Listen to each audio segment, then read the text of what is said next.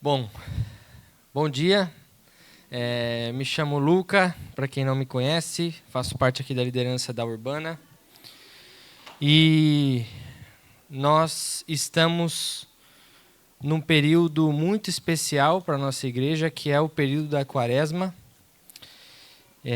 O Gui, na semana passada, já trouxe uma boa introdução e explicação sobre o que é esse período, o significado desse período e por que nós vivenciamos esse período como igreja.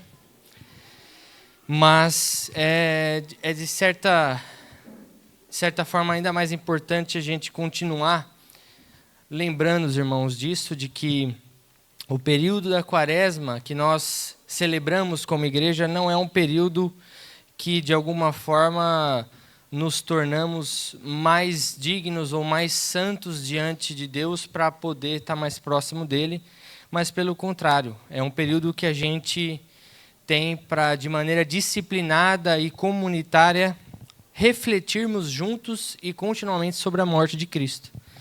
Não à toa que, nesse período em especial, nós celebramos a ceia todos os domingos, até o domingo de Ramos, que é o domingo anterior ao domingo da ressurreição.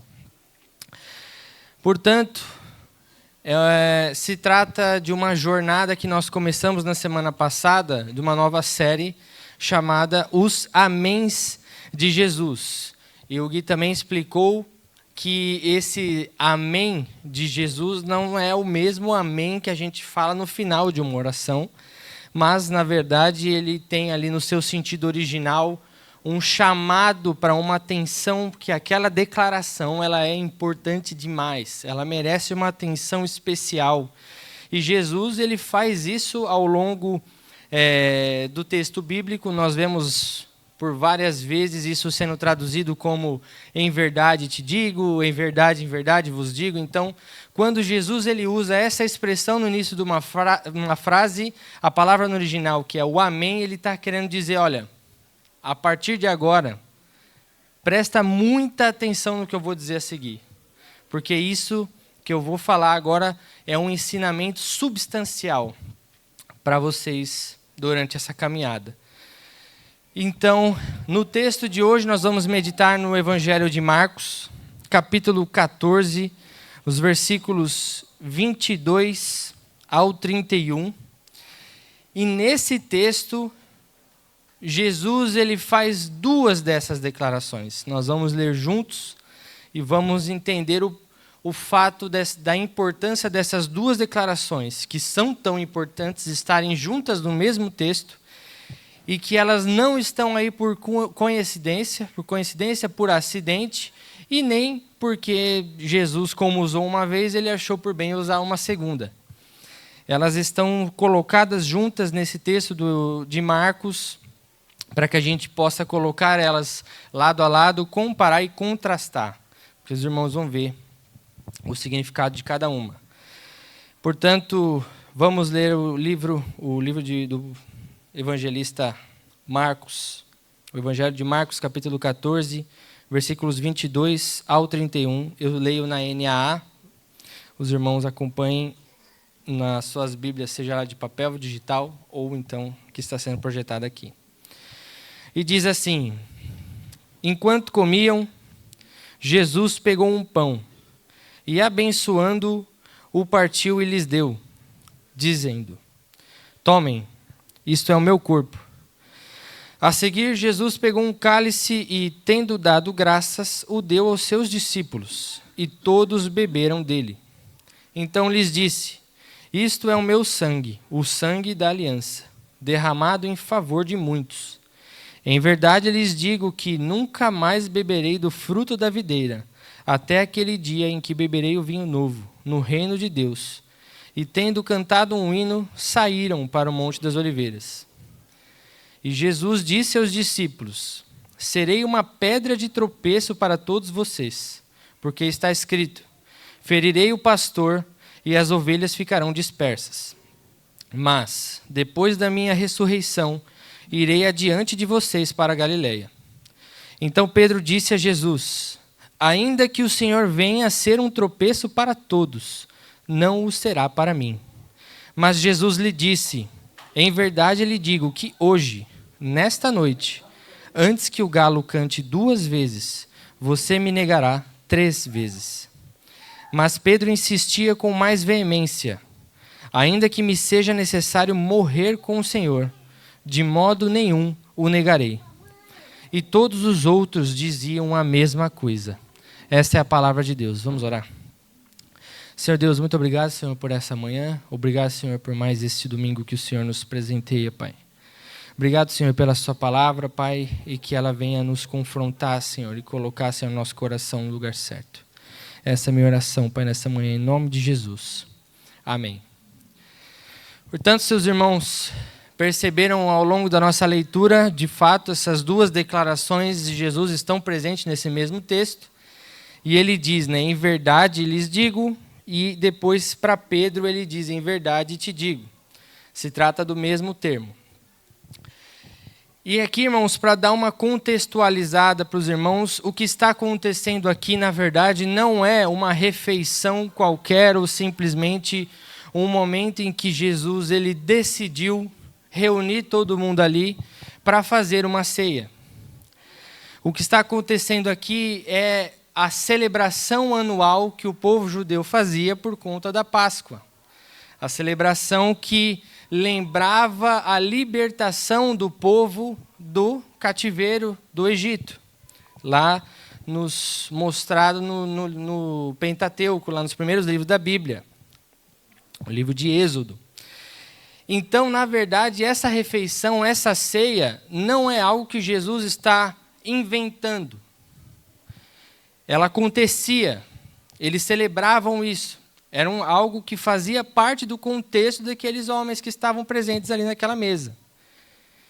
E essa refeição, meus irmãos, essa ceia, ela tinha uma estrutura, ela tinha seus elementos e suas instruções bem claras dadas pelo próprio Deus no livro de Êxodo, no capítulo 12. Depois, se os irmãos tiverem um tempinho, quiser ler isso para relembrar, os irmãos vão ver que lá, no segundo livro da Bíblia, Deus ele instrui como deveria ser a celebração da Páscoa. E 3 elementos compunham essa refeição pascal. Eram eles o pão, o vinho e o cordeiro. Esses 3 elementos com os seus devidos significados.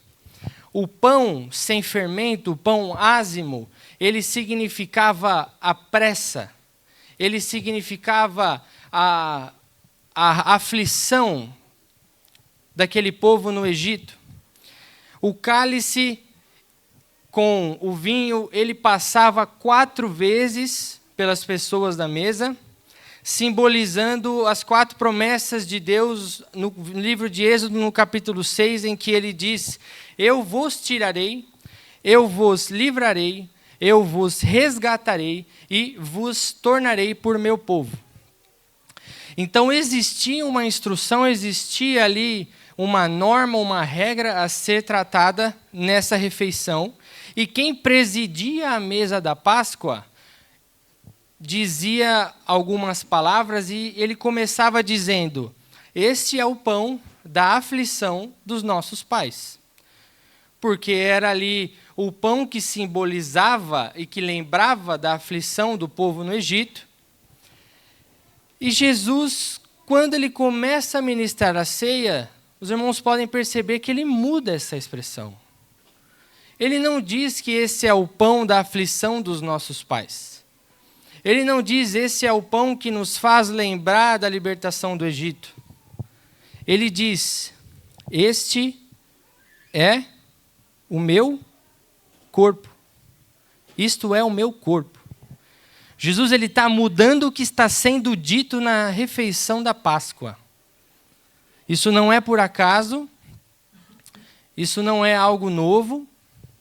Aqueles homens que estão escutando Jesus falar essas palavras, eles estão entendendo o que Jesus está querendo fazer. Eles estão entendendo o que Jesus está mudando. A gente, quando aprende a ceia, a gente lê o texto de 1 Coríntios e nós pensamos que, poxa, Jesus ele inventou isso. Não, Jesus ele está mudando algo que era dito naquela tradição. E logo em seguida, quando ele vai falar do cálice, ele fala o quê? Isto é o meu sangue.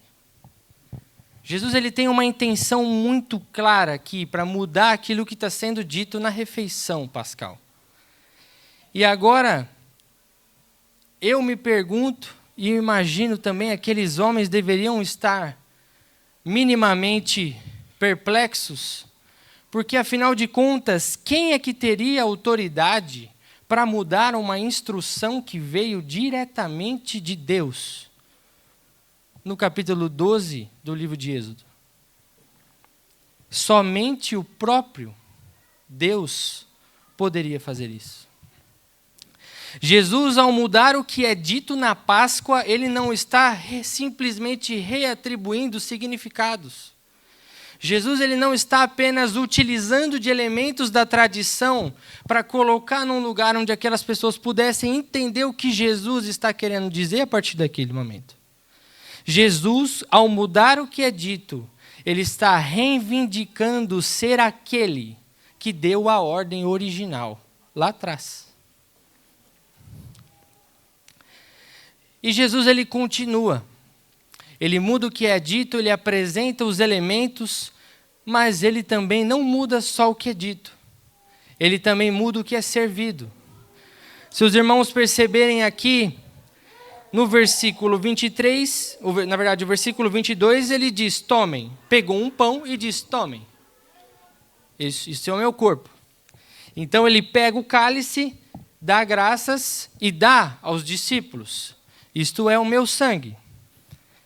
Há o pão, há o cálice. Mas onde está o cordeiro?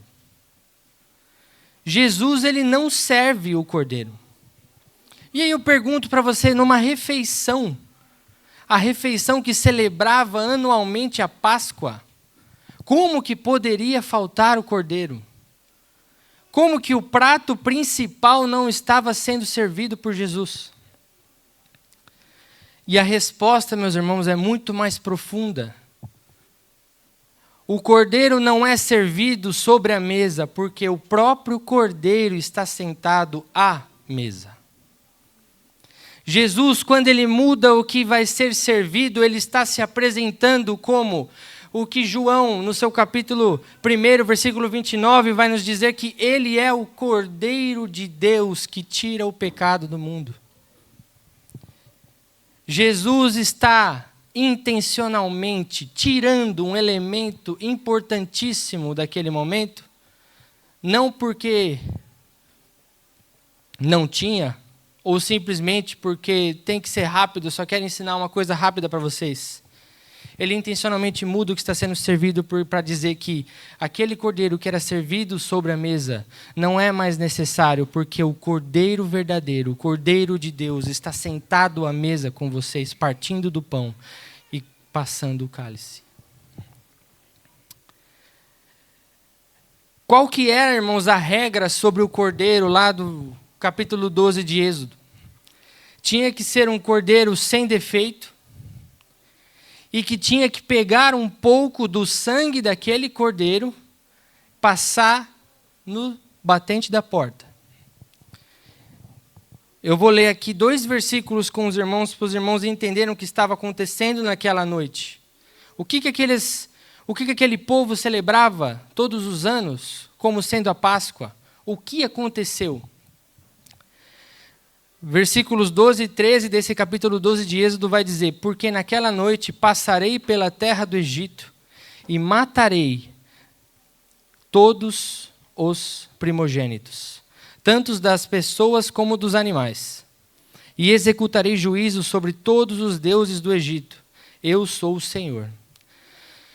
Versículo 13: o sangue será um sinal para indicar as casas em que vocês se encontram. Quando eu vir o sangue, passarei por vocês, e não haverá entre vocês praga destruidora, quando eu ferir a terra do Egito. Daí o termo Páscoa. Páscoa significa passagem, significa pulo. Quando Deus dá as instruções, ele fala para o seu povo passar o sangue no batente da porta. Ele não está falando o seguinte: passe o sangue no batente da porta para que eu consiga identificar quem é bom. Passa o sangue no batente na porta para que vocês sejam reconhecidos como pessoas dignas e merecedoras da vida e não da morte. Deus, quando ele fala para passar o sangue daquele cordeiro na porta, ele está querendo dizer que todos estavam sujeitos ao juízo. Todos estavam sujeitos à morte naquela noite. E só não morreria se houvesse uma provisão, se houvesse um substituto. Deus, ele não está sendo parcial. O juízo cai sobre todos, a menos que alguém morra em nosso lugar. Então, naquela noite que o Espírito do Senhor passaria e mataria todos os primogênitos, passar o sangue na porta não era um ato para dizer que estou passando porque eu mereço. Estou passando porque eu sou do povo do Senhor, então eu tomo posse de quem eu sou. Passar o sangue na porta era um sinal para dizer que houve um substituto. Então, Deus diz: passarei por vocês, e não haverá entre vocês praga destruidora. Jesus, então, ele está dizendo na ministração da ceia que, assim como todos os cordeiros que faziam parte das refeições pascais ano a ano, apontavam para essa necessidade de um substituto, ele diz: eu sou o cumprimento daquilo para qual eles apontavam. Eu sou o cordeiro que veio como substituto de um povo pecador e carente da glória de Deus. A libertação do Egito, ela foi grandiosa, mas Jesus, ele está dizendo: a libertação do pecado e da morte é infinitamente maior. Então, depois de instruir ali sobre a ceia do Senhor e dizer para eles o que eles vão fazer quando celebrarem a ceia do Senhor, vem a primeira declaração do amém que a gente leu. Ele diz: em verdade lhes digo, nunca mais beberei do fruto da videira, até aquele dia em que beberei o vinho novo no reino de Deus. Quando Jesus diz: nunca mais beberei do fruto da videira, ele está usando uma linguagem de voto. Jesus, ele está fazendo um voto com aqueles que estão ouvindo, dizendo para eles como se ele estivesse dizendo: não como nem bebo até realizar isso. Não há nada mais importante para mim do que isso ser realizado. Ele está fazendo um voto para aquelas pessoas, e essa linguagem de voto para nós, muitas vezes ela é usada num sentido até mais de vingança, né? Para dizer: eu não vou dormir, eu não vou descansar minha cabeça enquanto fulano não pagar pelo que ele fez. Eu morro ou eu cumpro o meu objetivo. Uma das duas coisas vai acontecer. A diferença é que Jesus não está dizendo: ou eu morro ou eu cumpro o meu objetivo. Jesus está dizendo: eu vou morrer para cumprir o meu objetivo. Jesus, ele está fazendo um voto com aquelas pessoas para dizer: não há nada mais importante para mim do que levar vocês de volta para casa. Não tem nada mais valioso e não tem nada mais importante. E não só digo isso, mas eu vou morrer para que isso aconteça. Jesus, ele se compromete completamente com seus discípulos, de uma maneira radical. E essa declaração nos mostra a profundidade da palavra de Jesus, dizendo com todas as letras: eu nunca vou abandonar vocês. Eu nunca vou deixar vocês. E não tem nada mais importante para mim do que levar vocês para casa. A partir do versículo 27 até o versículo 31, nós vamos ver o contraste dessa declaração de Jesus. Enquanto que nos versículos 22 ao 26, Jesus se compromete radicalmente com seus discípulos, integralmente, totalmente. Nos versículos 27 ao 31, nós vemos a fragilidade daqueles homens. Jesus, ele diz aos discípulos no versículo 27, serei uma pedra de tropeço para todos vocês. Porque está escrito, ferirei o pastor e as ovelhas ficarão dispersas. Jesus, ele não traz uma linguagem suave, uma linguagem tranquila. Ele não diz, alguns de vocês vão tropeçar. Alguns de vocês vão acabar se desviando pelo caminho. Alguns de vocês vão falhar aqui e ali. Ele diz, todos. Serei pedra de tropeço para todos vocês. E ele cita Zacarias, a profecia de Zacarias, no versículo 7 do capítulo 13, que diz, ferirei o pastor e as ovelhas serão dispersas. Ele sabe o que vai acontecer. E ele simplesmente não se surpreende com isso. Quando ele diz para aqueles homens, vocês vão tropeçar, todos vocês. E eu não estou dizendo isso numa intenção de melhorar as minhas expectativas ou alinhar as minhas expectativas para que eu não seja frustrado. Eu estou dizendo isso porque eu sei.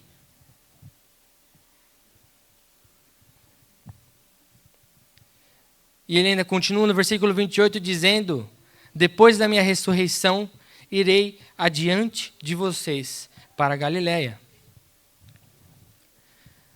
Nota aqui, irmãos, a construção daquilo que a gente tem visto até agora. Jesus, ele faz uma declaração profunda e um voto com aqueles homens dizendo, eu nunca vou abandonar vocês. E logo em seguida ele diz, vocês vão. Vocês vão me abandonar. E aí? Mas eu vou na frente de vocês.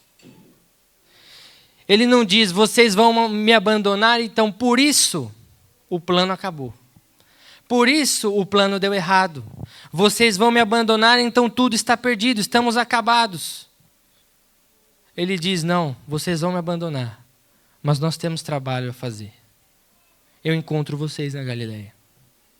Eu vou à frente de vocês. Mostrando que a queda dos discípulos, ela não foi uma intercorrência no plano de Deus que fez com que Deus tivesse que pensar numa saída. Ela já estava incorporada já no plano principal, desde o começo. Jesus já sabia que nós falharíamos com Ele. Jesus já sabia que os seus discípulos o iriam abandonar. Jesus já sabia que eles iriam tropeçar. E ainda assim, Jesus diz, eu encontro vocês lá na frente. E isso é importante, irmãos, porque muitas vezes a gente acaba por olhar a nossa trajetória de fé, a gente acaba por olhar a nossa construção de fé, e a gente às vezes coloca no papel de juízes dos outros e juízes de nós mesmos, né, para dizer alguma coisa sobre o que Deus deveria ter feito ou o que Ele deve fazer? Ou então que alguém merece mais do que outra pessoa? Ou ainda pior, alguém que mereça um castigo maior do que outra pessoa?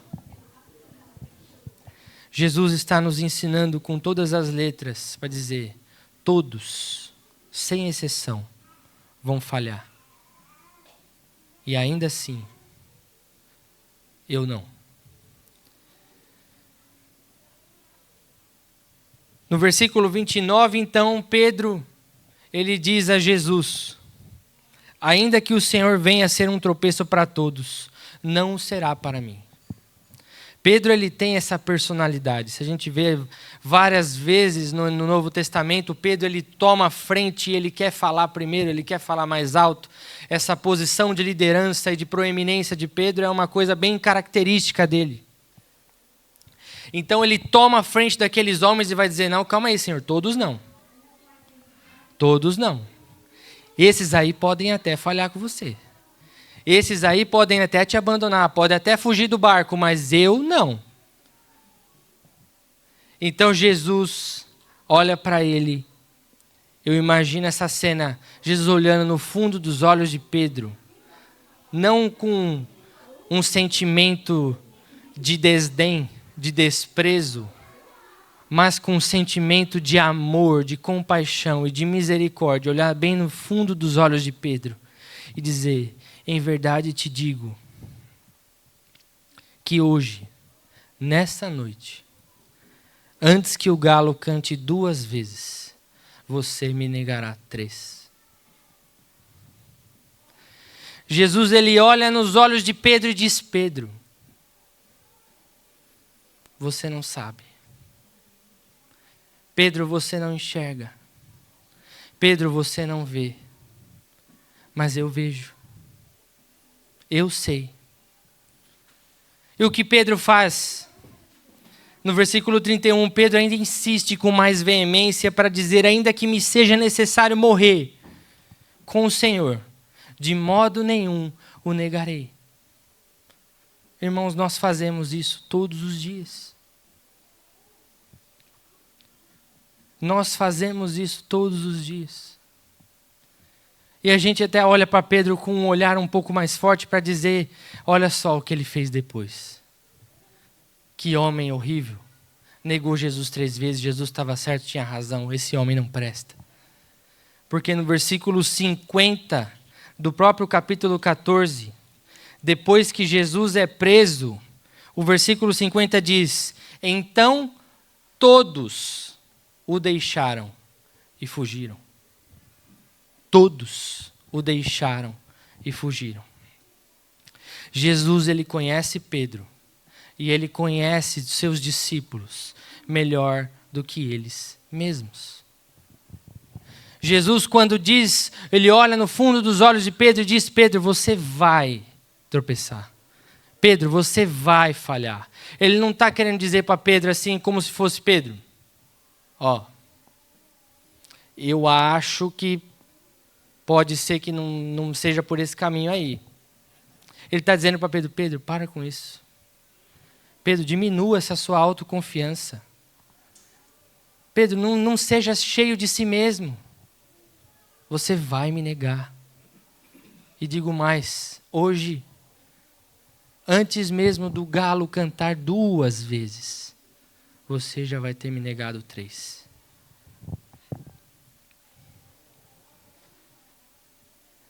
Jesus se compromete conosco, mas a nossa resposta para com Ele é de negação. A nossa resposta para Deus é de abandono, é de infidelidade.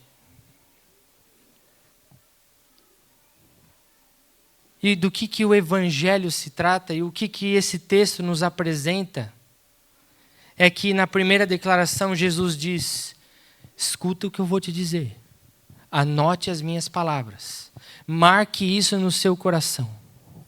Eu nunca vou abandonar vocês. Dizendo que a salvação não depende da sua fidelidade. Dizendo que a salvação não depende do seu mérito. Dizendo que a salvação não depende e não se caracteriza por algo que você fez. Jesus, ele está radicalmente comprometido com o seu povo, até a morte. E a segunda declaração, depois de dizer tudo isso, é: você vai me abandonar. Você vai tropeçar. Você vai falhar comigo. Jesus, ele sabe que nós vamos falhar. E ainda assim, ele se compromete. A gente fala bastante do amor incondicional de Deus, que é aquele amor que não encontra condições para ser derramado. Mas, na verdade, irmãos, é para além disso. Porque o amor incondicional, quando a gente pensa na nossa cabeça, é como se eu dissesse, ainda que, independente de qualquer coisa que aconteça, independente de qual resultado isso dê, eu vou permanecer com o que eu disse anteriormente. A gente tem essa classificação do que é ser incondicional.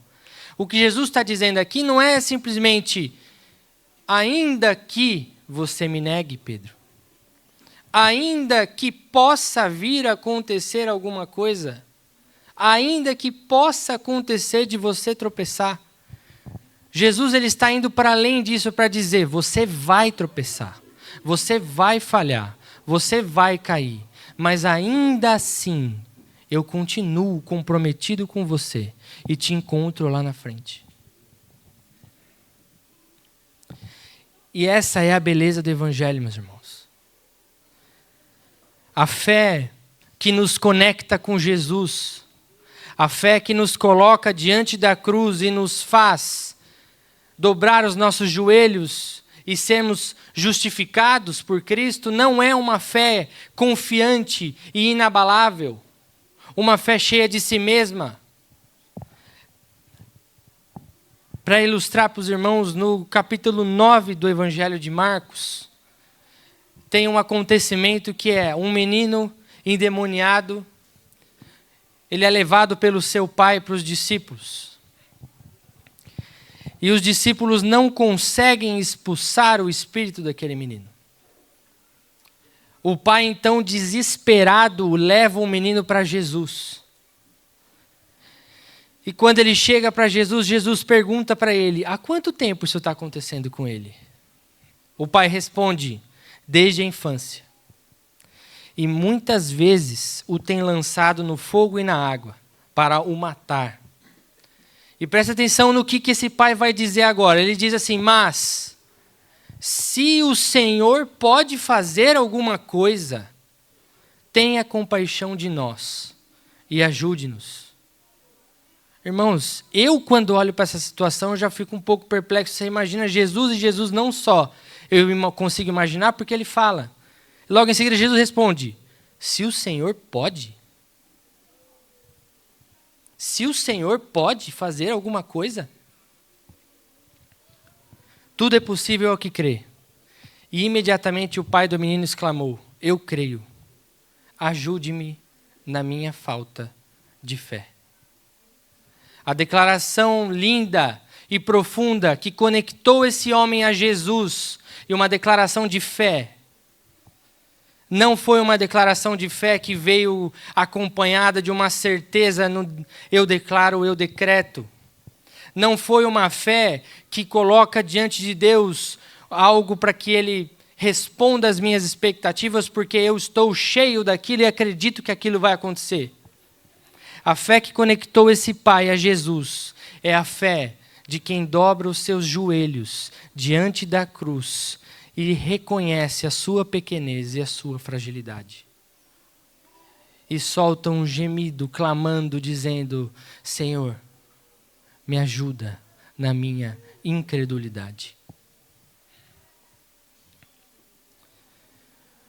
Tudo o que nós precisamos, meus irmãos, de entender é que o galho que nos segura da queda não exige que você ou que eu tenhamos certeza absoluta que ele vai romper ou não. Mas simplesmente que a gente confie e se agarre a ele. Puxando o próprio exemplo da ceia e da refeição da Páscoa, do que acontecia e o que ia acontecer naquela noite lá no Egito, eu fico imaginando as pessoas passando o sangue no batente das portas e eu não consigo ver um povo inteiro que diz, Eu estou passando isso porque eu sei e tomo posse da vitória de que Deus vai matar os egípcios e não vai matar a gente. Eu não consigo imaginar isso, meus irmãos. Eu imagino até esse povo passando sangue ali, com o coração desesperado, com o coração angustiado, com o coração atônito, sem mesmo ter aquela certeza confiante mesmo de que seu filho primogênito ia morrer ou não, mas simplesmente confiaram na ordem que tinha vindo de Deus e obedeceram. Portanto, esses dois améns de Jesus, eles nos colocam numa posição de reflexão que não se trata de uma ameaça vazia e não se trata tampouco de uma mensagem motivacional. Aqui o que está acontecendo é o próprio Deus encarnado, sentado à mesa com gente que vai abandoná-lo, que vai decepcioná-lo, que vai deixá-lo para trás e vai fugir. E esse Deus encarnado diz: eu sei, e vou morrer por vocês assim mesmo. Pedro, ele diz: eu nunca. E nega 3 vezes. Irmãos, eu digo eu nunca todos os dias. E sigo negando a Jesus. Eu chamo para mim uma fé e uma força da qual eu acredito que eu possa ter, mas quando eu me vejo como alguém tão pequeno e tão frágil, que não é capaz de permanecer fiel a Deus em todo o tempo, eu preciso voltar para isso e entender o que Jesus está dizendo aqui. E a boa notícia é que Jesus, ele não veio pedindo sacrifício. Jesus veio sendo o próprio sacrifício, suficiente, perfeito, completo. Enquanto que as religiões antigas diziam: venha, traga o seu sacrifício, faça por merecer, se esforce, faça isso ser custoso para você e talvez o Deus te aceite. O Evangelho diz: o Deus ofendido é o mesmo Deus que encarna. O Deus ofendido é o mesmo Deus que vem e provê o sacrifício. Ele não cobra o preço, ele mesmo o paga. É desse evangelho que nós estamos falando. Em cada um dos améns de Jesus, o que nós devemos dizer é: eu sei que você vai me negar, mas nada vai impedir eu levar você para casa. Eu vou morrer por você. Eu vou morrer. Eu vou me sacrificar para que a culpa que está sobre os seus ombros, para a condenação que está separada, ela não venha sobre você.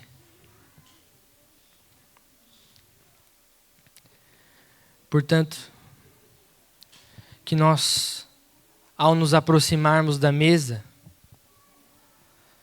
quando a gente sempre fala de não sermos dignos, de não sermos merecedores, é para que a gente realmente veja a situação de que nós sentados à mesa, ao lado de Cristo, como pessoas que foram regeneradas pelo Espírito Santo, nós não sentamos à mesa para dizer eu mereço estar aqui.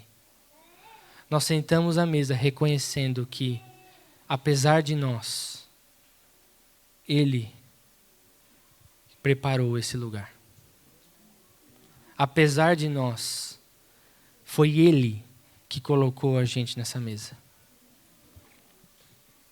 Feche seus olhos, irmão. Vamos orar. Senhor Deus, Obrigado, Senhor, pela sua palavra. Obrigado, Senhor, porque o Senhor se compromete, Pai, radicalmente. Se entrega, Senhor, na cruz. Morre, Senhor, pelos nossos pecados. E tudo isso, Pai, sabendo de antemão que nós iríamos falhar contigo, Pai. Que nós não seríamos infiéis em todos os nossos caminhos. Senhor, ajuda-nos, ó Pai, a entender, ó Pai, e a de fato, Senhor, viver um evangelho, Senhor, que não se acomoda, Senhor, numa fé rasa, mas também, Senhor, que se aprofunda, Pai, e que crê que se estamos aqui, Pai, ao redor da mesa, é porque o Senhor pagou o preço. Se temos acesso, Senhor, à mesa, Senhor, pela graça, não permita, Senhor, que vejamos isso como algo sem valor, porque foi gratuito. Porque, Senhor, o Senhor pagou o preço, e um preço muito alto. O sangue, Pai, derramado na cruz, que purifica, Senhor, os nossos pecados, ó Pai, custou e custou muito. Perdoa-nos, ó Pai, e ajuda-nos, ó Pai, a enxergar que o seu perdão e a sua graça, Senhor, nos alcançou, nos tornou novo. Em nome de Jesus, ó Pai, nós oramos. Amém.